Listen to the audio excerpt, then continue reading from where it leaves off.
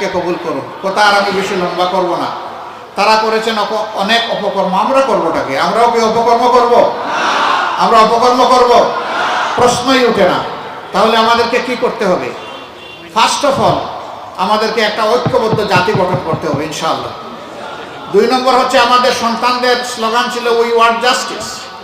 আমরা বৈষম্য চাই না, আমরা সাম্য চাই। আমরা একটা বৈষম্যহীন সমাজ গড়তে চাই। 3 নম্বর অঙ্গীকার হচ্ছে এই সমাজে ইনসাফ কায়েম হবে ইনশাআল্লাহ। ইনসাফ যখন কায়েম হবে কাউকে আর অধিকার চাইতে হবে না, যার যার অধিকার তার তার ঘরে চলে যাবে।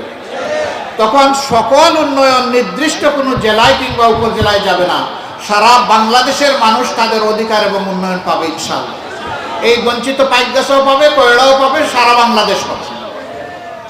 শিক্ষার উন্নয়ন হবে, মেরুদণ্ড সোজা হবে, স্বাস্থ্যসেবার উন্নতি হবে, এই সবগুলোই ঠিক হবে ইনশাআল্লাহ। আমরা আগামীর বাংলাদেশ যুবকদের হাতে তুলে দিতে চাই। আপনারা রাজি আছেন? যুবকরা সব রাজি, মুরব্বীরা তো বেজার, তাই না? যে আমাদের হাত থেকে সুযোগ বুঝে ফসকে গেল না। কেউ এখানে বৃদ্ধ হবেন না, আমার অনুরোধ।